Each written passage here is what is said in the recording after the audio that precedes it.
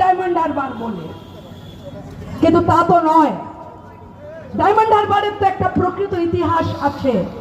যারা এই ডায়মন্ড হারবারের মানুষ, যাদের কথা বারবার কৃষ্ণাদি বলছিলেন, মানুষ খুব কষ্টে আছে।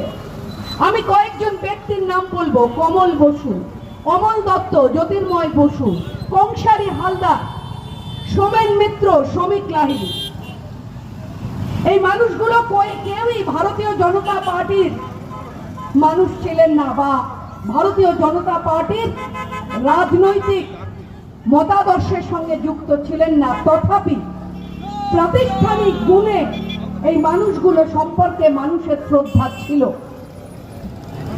আজকে গোটা ডায়মন্ড হারবারকে মানুষ চেনে 7 লক্ষ ভোটে জেতা এক দুর্নীতিগ্রস্ত মানুষের নামের সঙ্গে যুক্ত করে, যেখানে অমৃত বুথ আছে, যে বুথে মানুষ মরে না।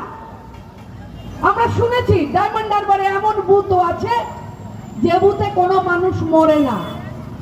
মাননীয় মুখ্যমন্ত্রী বলছেন যে যারা মরে গেছে তারাও তো আমাদের আত্মীয়। মাননীয় মুখ্যমন্ত্রী বলছেন বৈধ ভোটারদের নাম রাখা যাবে, এর বিরোধিতা করলে পরে আমরা সভা করব, ধুনি সার্কাস করব। আমরা জানি যে কলকাতায় সার্কাস হলে উত্তর কলকাতায় সিটির মোড়ে হয়, আর দক্ষিণ কলকাতায় সার্কাস হলে পার্ক সার্কাসে হয়। কিন্তু এখন বর্তমানে কলকাতায় একদম রাজপথের বুকে একটা সার্কাস হচ্ছে, যেটা ধর্মতলায়, যে সার্কাসে আবার পর্দা টাঙানো হয়, যাতে রাত্রিবেলা অনশনের নামে নেত্রী কি খাচ্ছেন সেটা মানুষরা দেখতে শুনতে পারে। তো সেই সার্কাসে আজকেও দেখেছি যে নারী শিশু কল্যাণ মন্ত্রী মাননীয় শশী পাজা, তিনি হঠাৎ গ্যাসের দাম বাড়া নিয়ে আন্দোলন করছেন।